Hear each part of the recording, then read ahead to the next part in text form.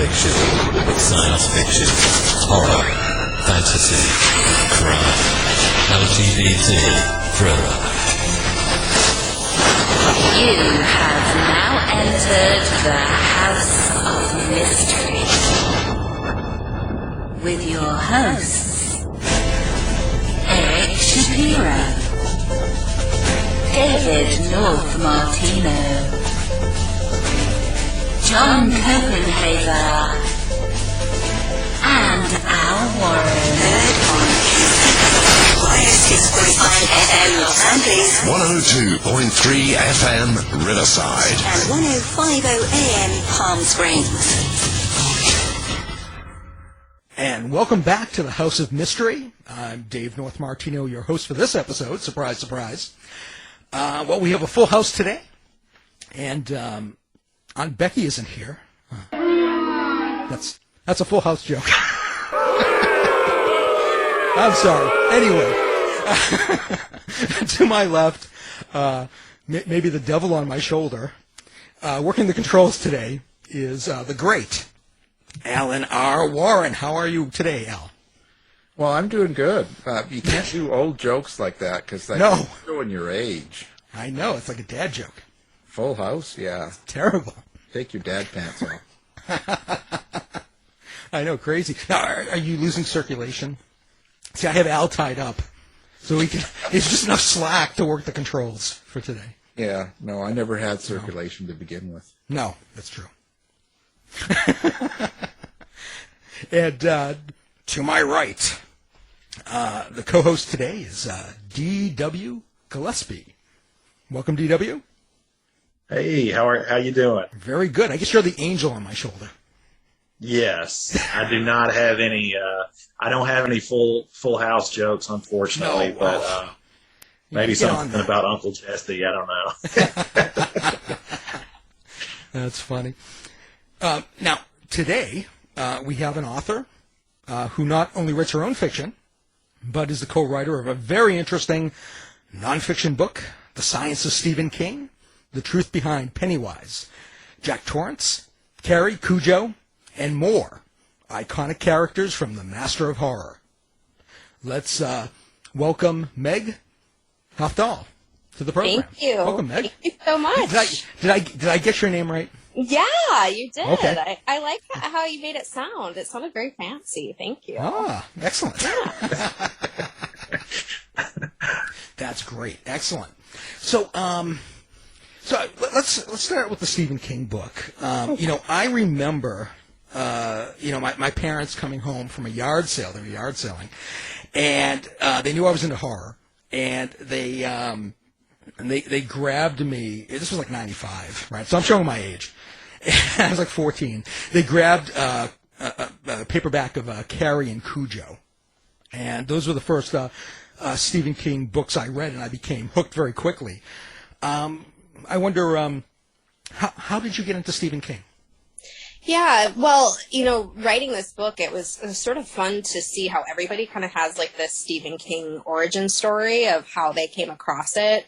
A lot of times it seems to be that they found a paperback on their parents' shelves. Or a lot of people would, because we asked, when we were interviewing, like, how did you come into loving Stephen King? And, a lot of people started with the films and then went back to the books.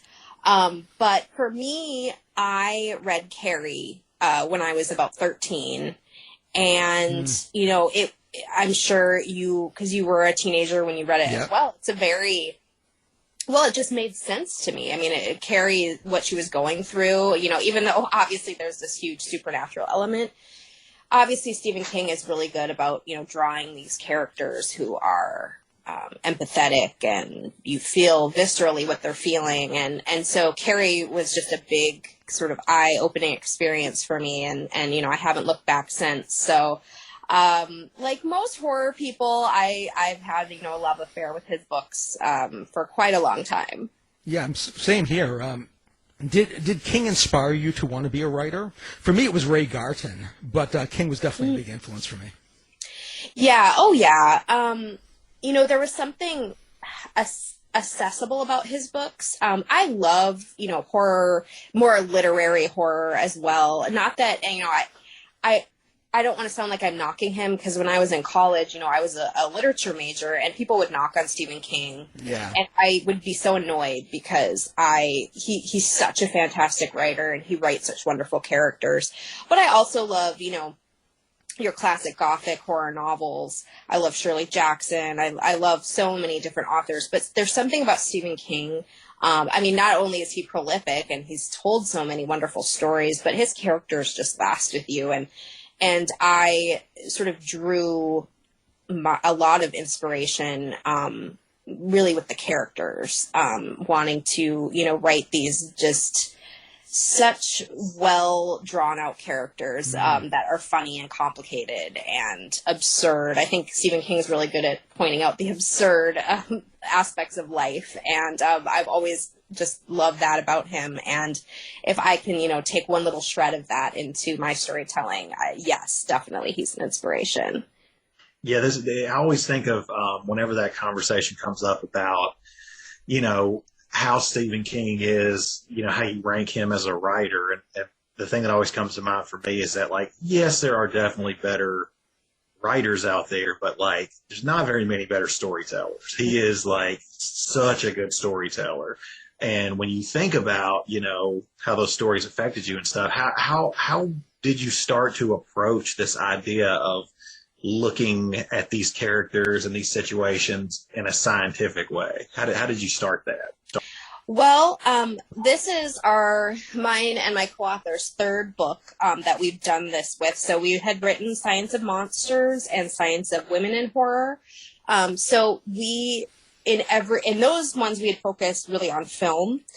So this was kind of our first time where we decided we were going to focus on the books and not the films, because that just felt, better and right to us. The first thing we did, and kind of the way I describe our books is, science is important. We talk about, what you might typically think of science, like, physics and biology and all those interesting things. But we also talk about, cultural anthropology and sociology and psychology and all those different aspects. So I think the first thing we did is we divvied up exactly what books we wanted to work on. We're both lifelong Stephen King fans. So that was hard. And we had a lot of people kind of come to us and be like, why didn't you do this book? And why didn't you do that book? But, if we wrote about every single book, it would have to be, an entire series of its own. So we tried to, really pick the ones that really, got us excited. And then, for us, and we say this a lot, but we end up going down rabbit holes. So, I was working on The Dark Half, for instance. And I ended up going down this whole sort of, dark hole, so to speak, of the biology that is mentioned in that book. And, you end up kind of just learning these really sort of fascinating things about, fetus and fetu and, conjoined twins and all these different things. So you kind of end up just going where it takes you. And that's what I love about research. I'm a fiction writer, so, I would say that's kind of my first love, but I also love the act of research and being able to sort of start with Stephen King. There's no other better way to start. Well, you wrote this book with Kelly, and you've written other books as you were talking about. How did that collaboration come about, and how was that process for you? Well, so first of all, we are best friends. We've been best friends for 20 years. So that kind of adds a whole other element to it. Sometimes people are writing books with people they've never met or they barely know. So there is, that sort of emotional component to it as well, because we love each other. We want, the other to be successful just as we want ourselves to be successful. So, I think it adds, of course, there are those distracting elements of it as well, because it's maybe I wanted that book, but I guess I'll let Kelly talk about it because, you know, we do have to divvy up some of the work, especially because once you sort of go down a research avenue, it's really difficult to sort of let somebody else kind of get on that train. Sometimes you're already on it. And so we divvy up our work. We do it differently in every book that we worked on, sort of how we're going to approach it. Right now, we're writing a book about Agatha Christie, and we've taken a totally different approach to how we're sort of doing every chapter.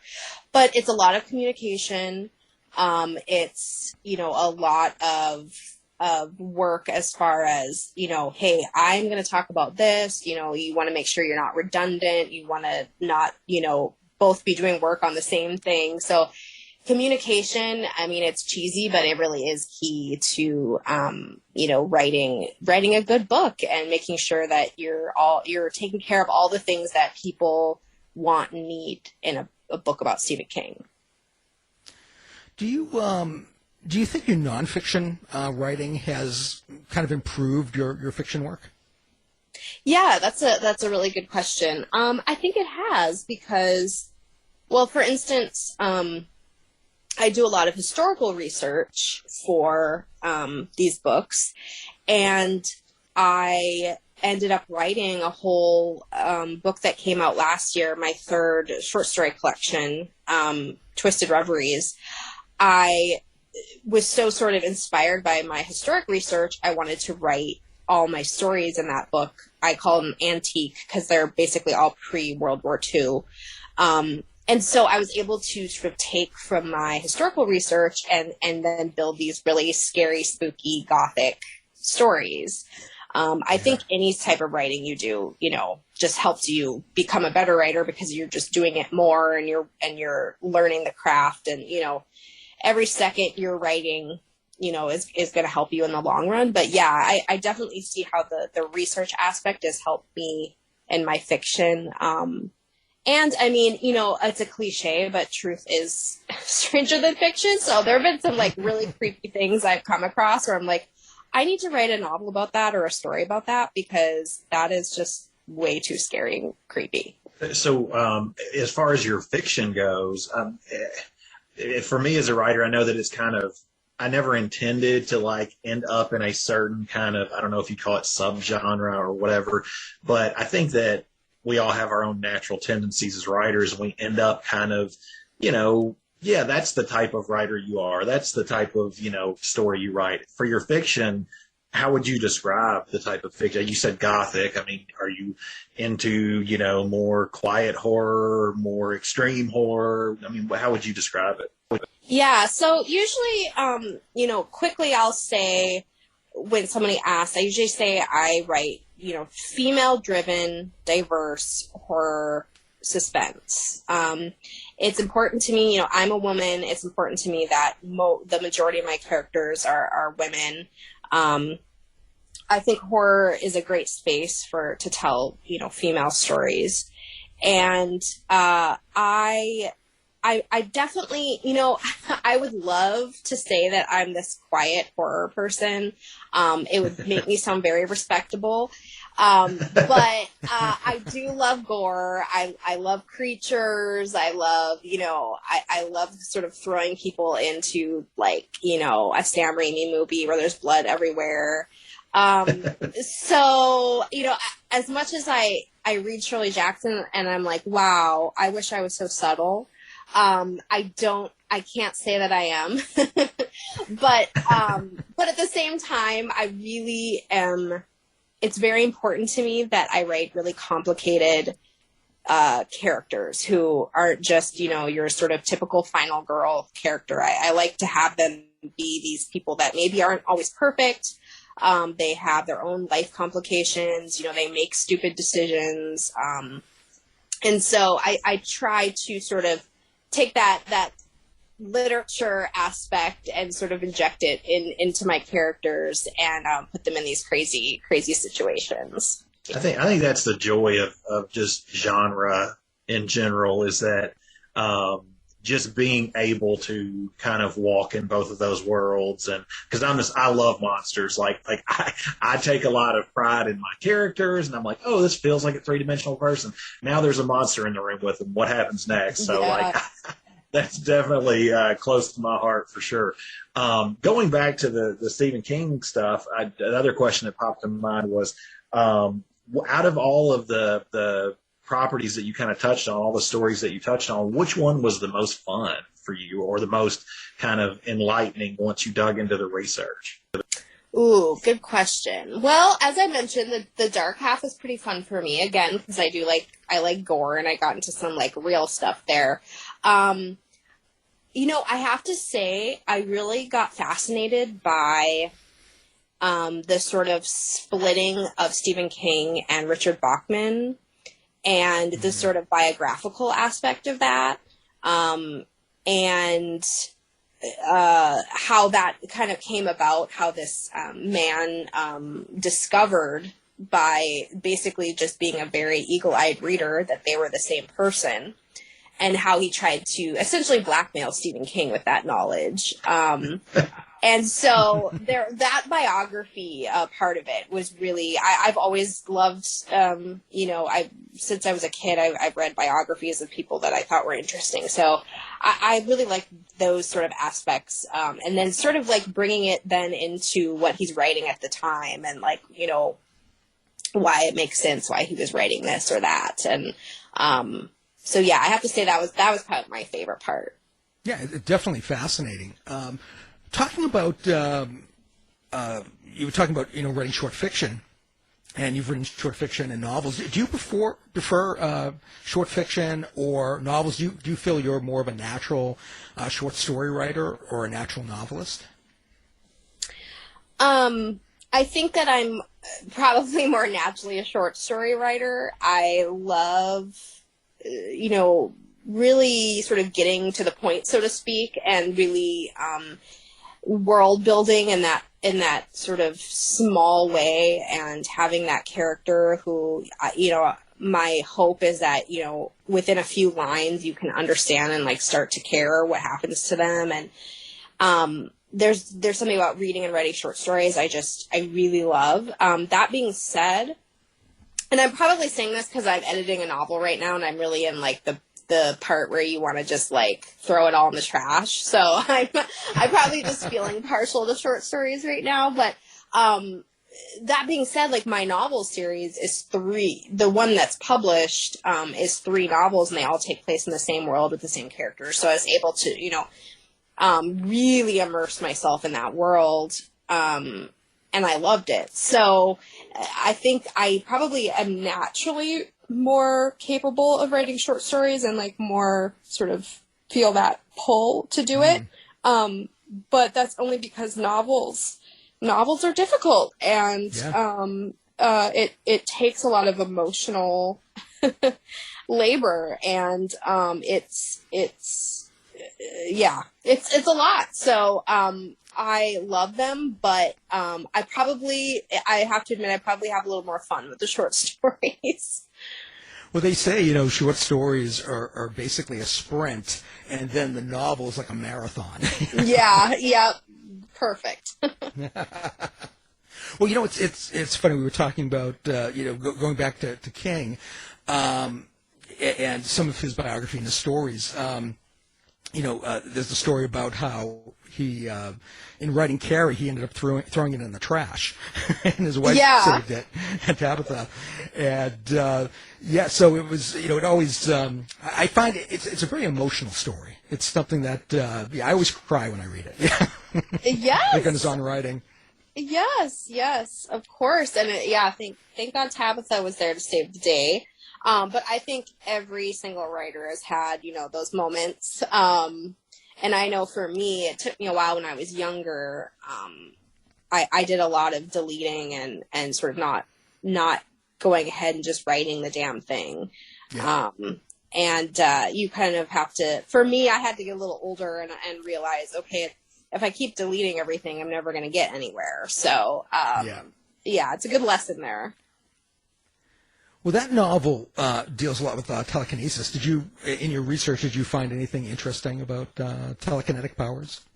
Oh, yeah. I mean, there's so much. I mean, when we interview people, we try to sort of cover all the bases. We come from a pretty, I don't want to say I'm skeptical, because I think as I'm getting older, I'm probably getting less skeptical, but I come from, a pretty science-based sensibility. And so telekinesis obviously to me sounds like it's not true. It's not a thing. It's not a science. But it's interesting how in the research for something like that, you can start to sort of understand, and of course you can get into like government conspiracies and all those types of things.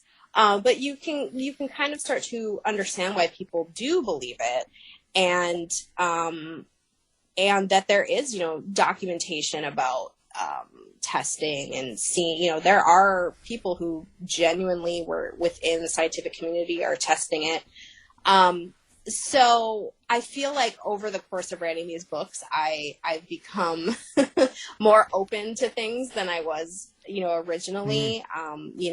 If you we did research into MK Ultra for this book, which was sort of trying to find out if people could be telekinetic, etc. So, I found out all sorts of interesting things. And like I said, we try to interview people with different, we talk to somebody who does aura photography.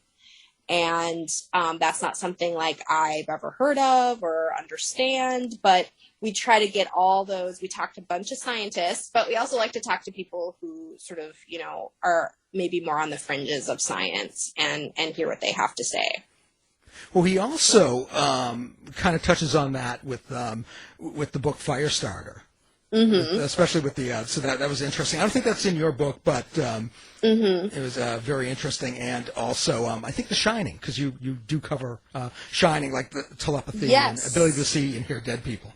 Yes, and The Institute, which is one of his newer books. Oh, that's right. Very much, that's another great example, and that actually goes more into, that feels very MK Ultra, where, kids with special abilities are kind of being pulled into this government conspiracy. So, it's obviously something that's on Stephen King's mind. All right, so I have to ask, because I feel like this is one of King's most notorious, maybe in a bad way, books, is Insomnia, which I actually like. It's very rare that I find anybody who likes Insomnia.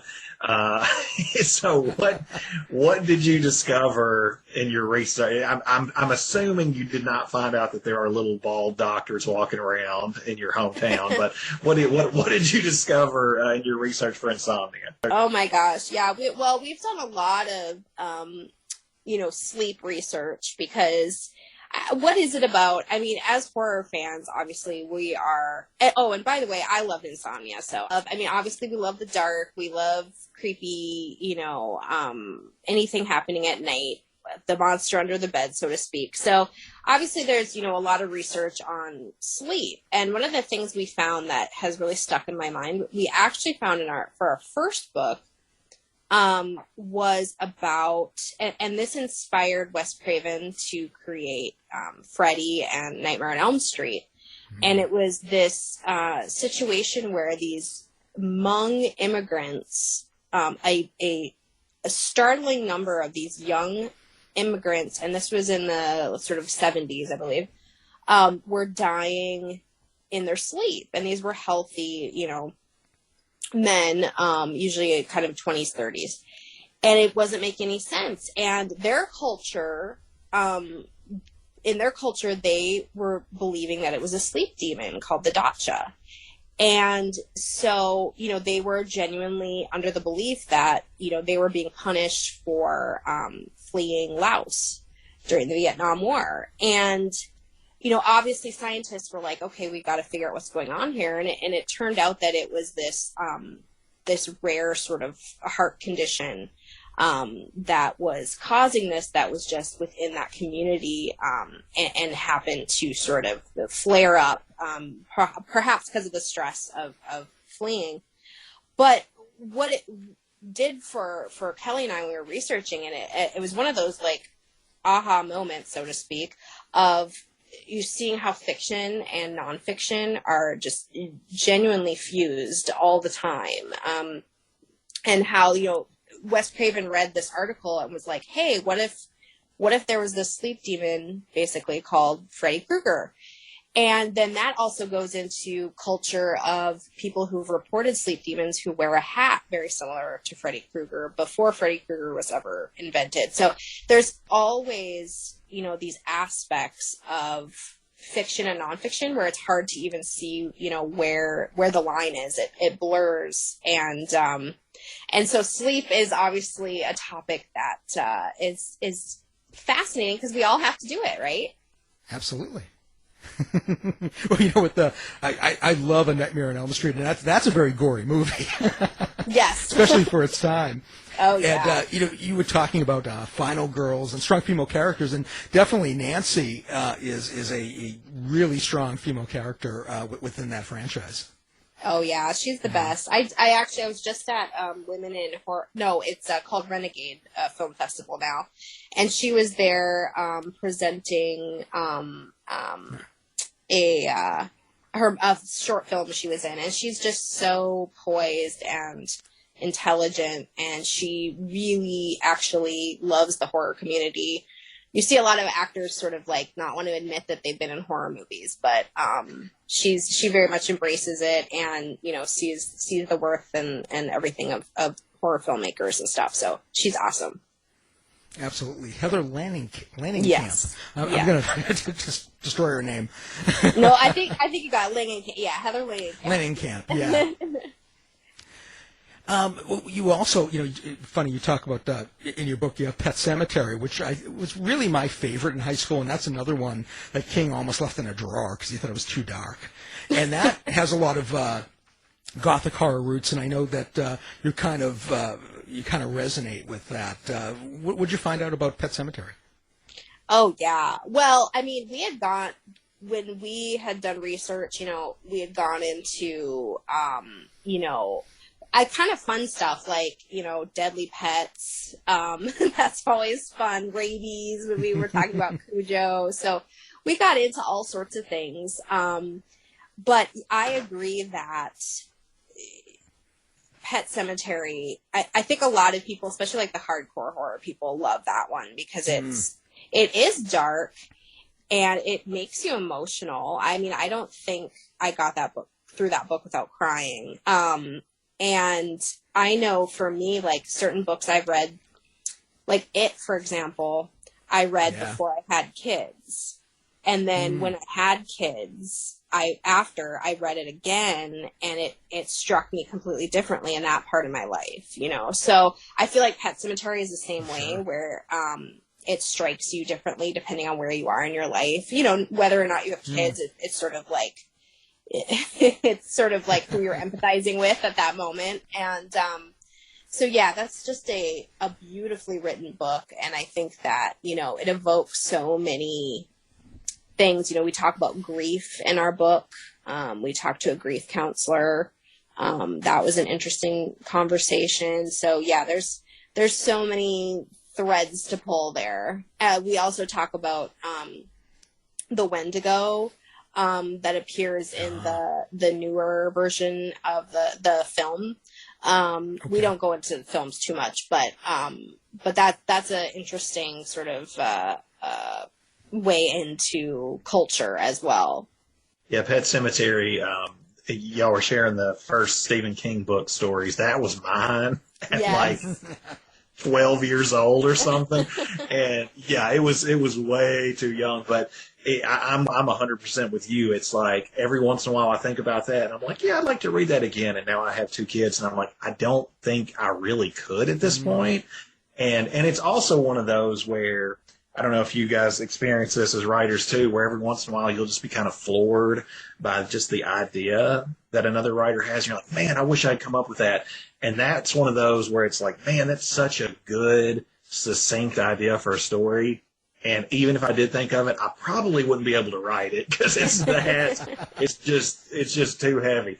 But just to kind of switch over a little bit to one of your other books, I was kind of just glancing at the Science of Monsters. That one is just I'm a huge just monster fan. Like I said, I keep having these moments where I'm like having conversations with my wife, and she loves reading like crime stories and thrillers and stuff like that. And she's like, "Yeah, you should write something like this." And every time I start to go down that direction, like a monster always sneaks in, and there's just nothing I can do about it. So I'm like, sorry, this is what I got.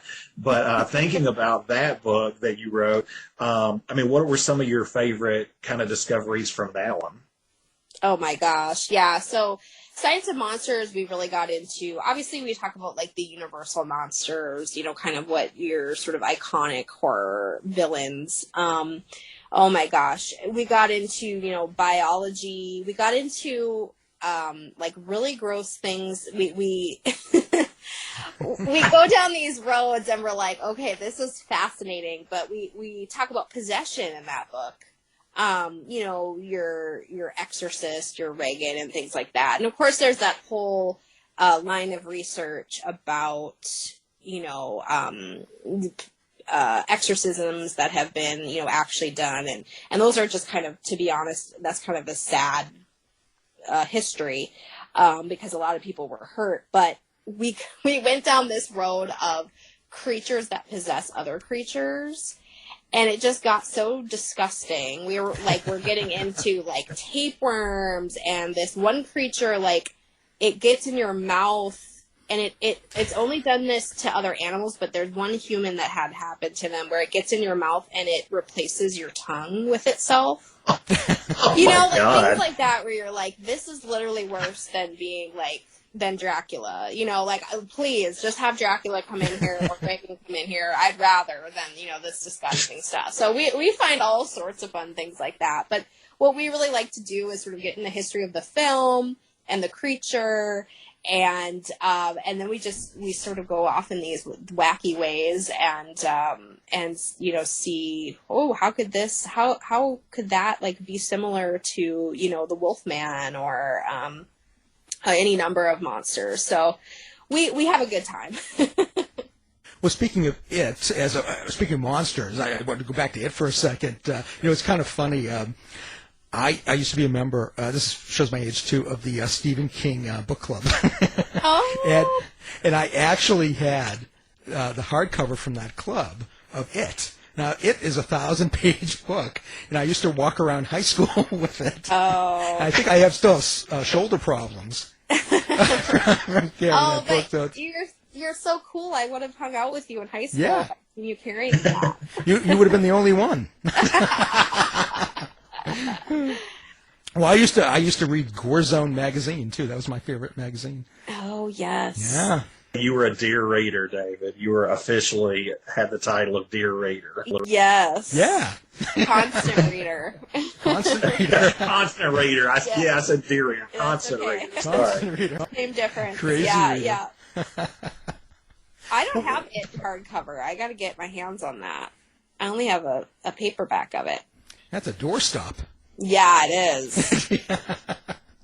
What did you learn? What do you think you learned about Stephen King that you didn't know before you started researching him? Oh, good question. You know, I think I learned how much, this is a little cheesy, but I think I learned how much family is important to him.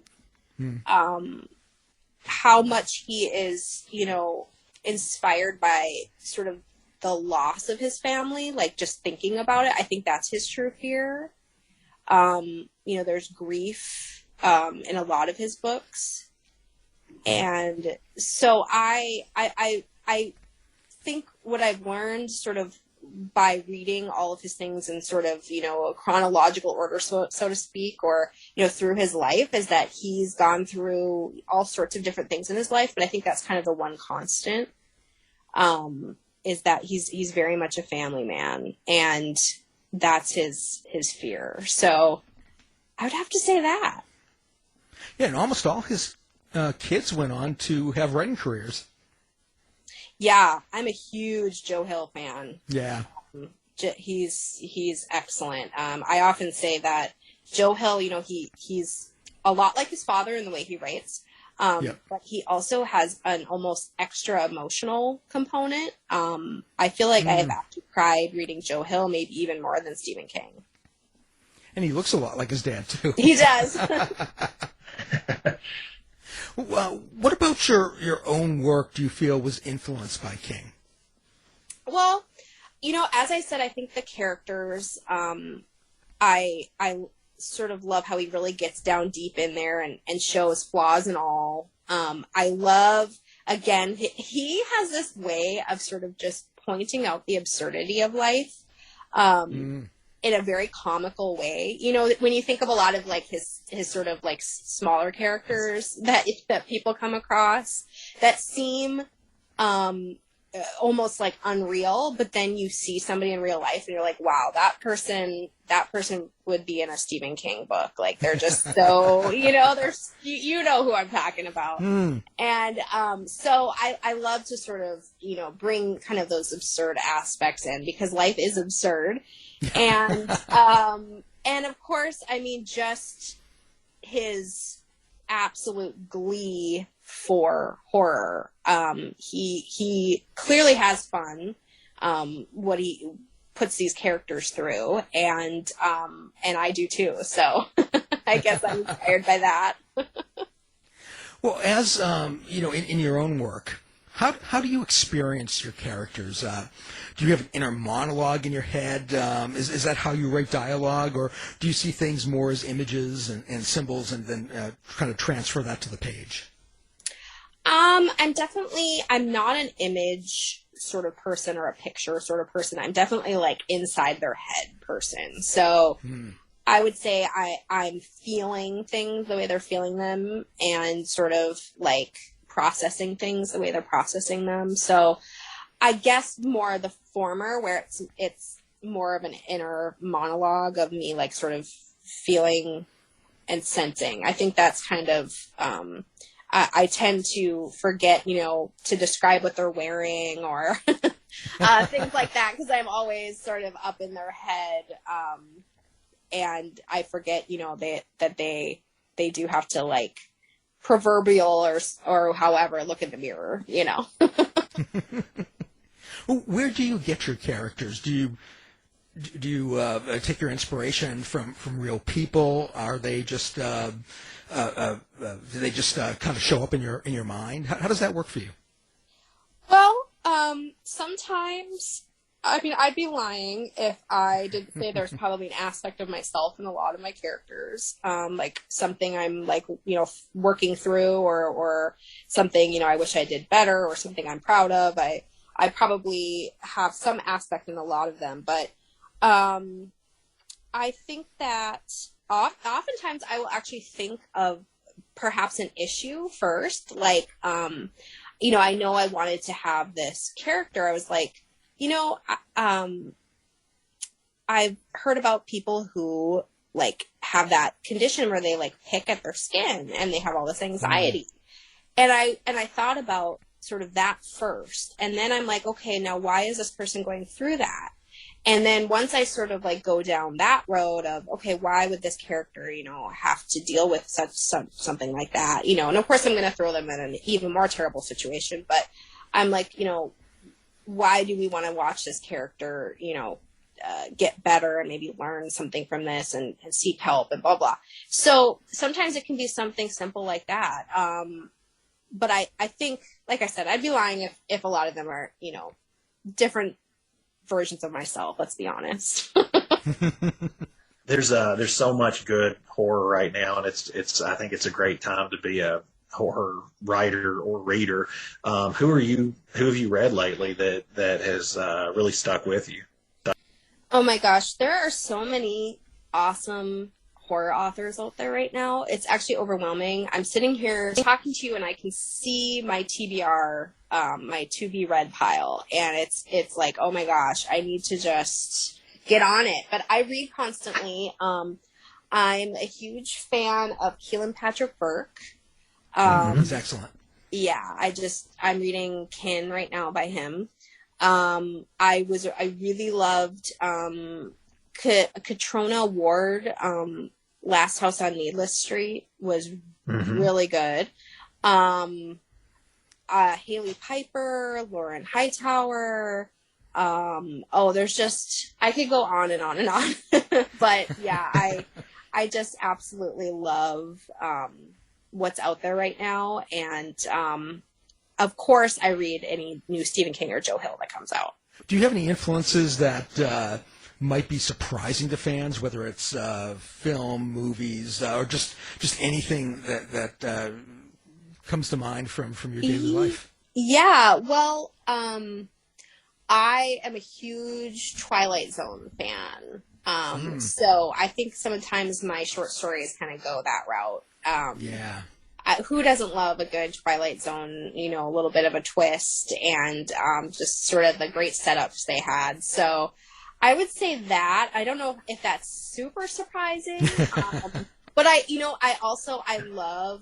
love a good, like, romance. I don't read a lot of romance, but, I love a good romance in a movie.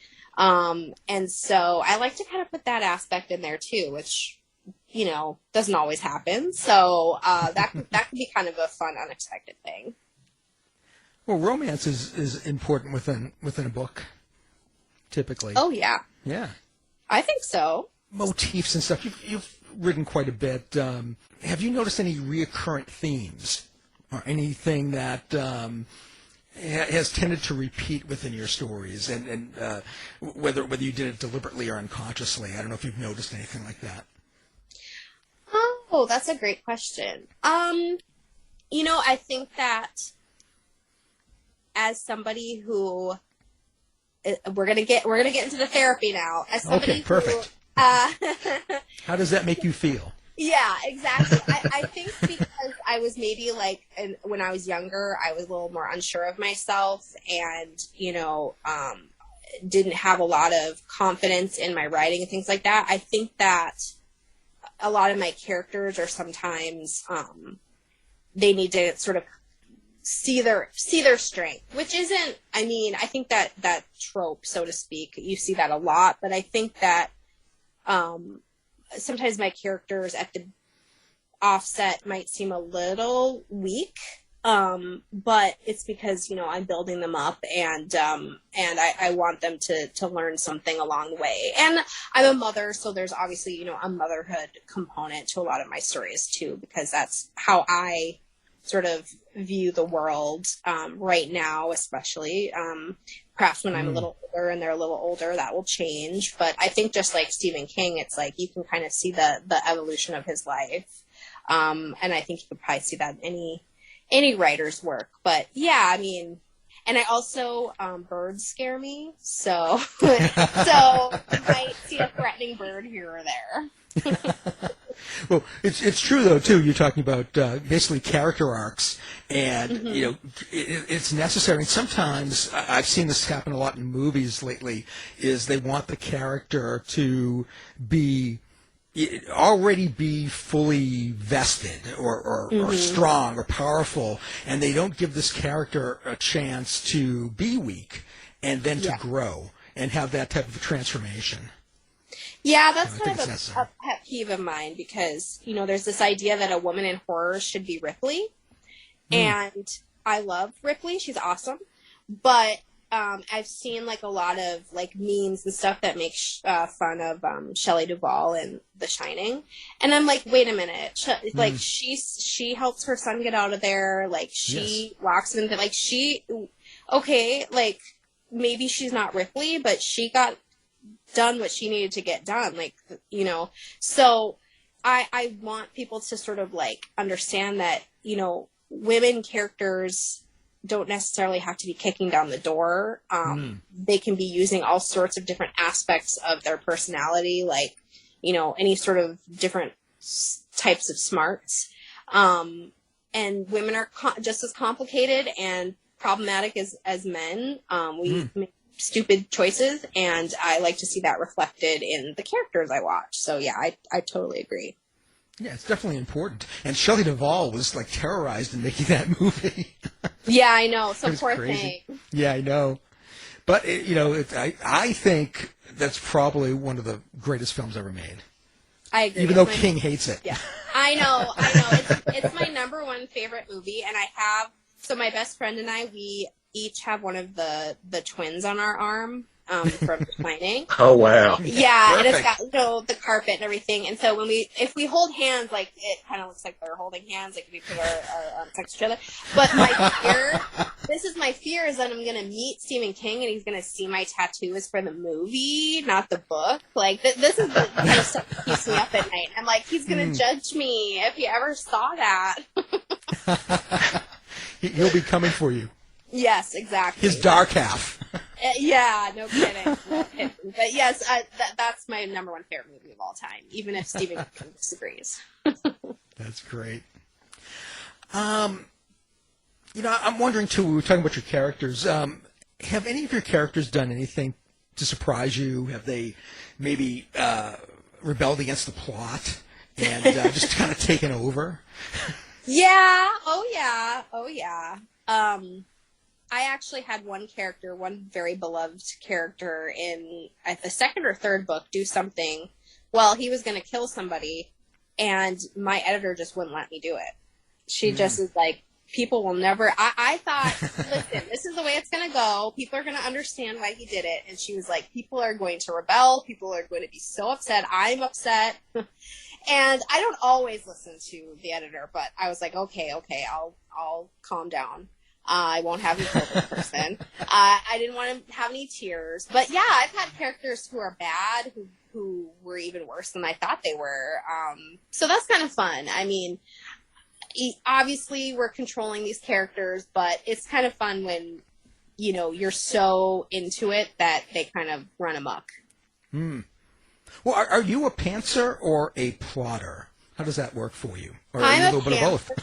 I'm a pantser because, and that's probably what's gotten me into trouble with novel writing, because I mean, not everybody has to edit, so of course I'm just editing like everybody, but I'm a pantser because it would be boring to me otherwise. I don't want to know everything that's going to happen, especially with a short story. I just go in with a very vague idea. Novels, I try to have a little bit more of an idea, but yeah, I just wing it because I want it to be fun. To me, plotting everything out, I wouldn't want to even fill it in at that point. That's just me. Yeah, well, a lot of writers are like that. They feel, I'm also a pantser for the most part, even though I'm kind of structured in my life. But yeah, it feels like it would be boring if you knew everything that was going to happen. And that's really for the second draft. Yeah. Now, do you do anything to relax or recharge or decompress in between chapters of novels, or novels, or even nonfiction? Yes, I love to read. I watch way too much TV, but there's so much good TV out there right now. I try to I try to relax. I love to travel, and finally, it's starting to feel like we can do more traveling. And so, yeah, there are other aspects of me, but I'm also screenwriting and doing, lots of different aspects of my job, which is awesome because I had the best job in the world. Absolutely. How have you, with screenwriting itself, do you notice a big difference in from running short fiction and yes. Yes. So I've been doing that with my friend that I co-authored the books with, and she's a much more visual person. So I think there's kind of an aspect of it that she's really good at, because she sort of sees everything like a movie, or Because I kind of get stuck up in characters' heads, it's challenged me to sort of write differently, and in a really good way. But yeah, it's a learning curve to write things in that way, and also take out a lot of the flowery language that I like to use, because scripts don't need you to go on and on about, anything. So yeah, it kind of uses a different part of my brain, which is actually kind of fun. And I think my fiction background actually brings things to it that other people don't bring. So, yeah, it's been a learning curve, but we're really enjoying it. We got nominated for a award for a TV show we wrote last year, and oh wow, we're working on lots of stuff. So, yeah, it's fun, but it's a whole other game.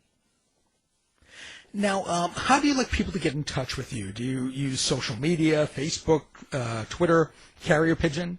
Do you have a website? Yeah, you can send me presents. I am on Twitter and Instagram. I'm at Meg Hafdahl. I have my website, meghafdahl.com. I also have a podcast, and that website is horrorrewind.com. And yeah, you can find me anywhere and everywhere. I'm on Facebook, Meg Hafdahl horror author on there. So I'm pretty hard to not find. And we'll put all that information on our website so our listeners can find it with one click. Awesome. Excellent. So how was I don't know if you were writing this book during COVID and the lockdown, especially like the Stephen King one. Did you find it harder to do research, or how was the lockdown for you when it came to your writing? Oh, well, writing is a pretty easy job, obviously, to do in that kind of environment, but it did kind of change a few aspects. We were writing the Stephen King book at sort of the height of it, and we were going to interview, I have a friend who actually is a pandemic expert. Wow. And I remember saying to my co-author, it was just at the beginning, and I'm like, oh yeah, once this COVID thing blows over, we'll talk to him and get him, to interview for the book. But of course, the COVID thing did not blow over. And he ended up being extremely busy and could not be in our book, understandably. So, there were things like that. We had to pivot. And, of course, we weren't able to have, like, an actual real, book signing event. But overall, it didn't really affect our job too much. That's excellent. So what's next? What's new on the horizon? Yeah, so our next book together that's coming out is The Science of Witchcraft, and that is coming out October 4th. So we're really excited about that, and we're going to be doing, if everything goes well, we're going to be doing a tour. We hope to actually visit Salem and do some tour dates up there, and as well at both coasts. So we're thrilled about that. And then as far as my fiction, I am hard at work on a novel. This is my first novel that's going to be agented, so I'm very excited about that, to see sort of the possibilities. And it's a horror book, and it's got a kind of serial killer aspect to it, and I'm really excited to get it out there. Excellent. Well, it looks like we are out of time. The author we've been talking to is Meg Hafdahl. The book that we're talking about today, and that you must go out and buy, is The Science of Stephen King, the truth behind Pennywise, Jack Torrance, Carrie, Cujo, and more iconic characters from the master of horror. Thanks for being here, Meg. Thank you so much for having me. This was so fun.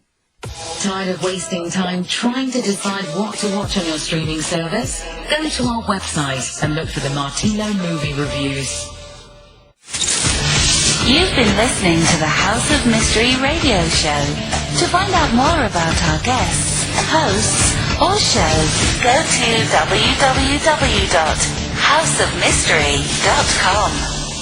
Show's over for now. Was it as good for you as it was for me? Yeah. Good night. The This has been a production of Something Weird Media. I'll be back.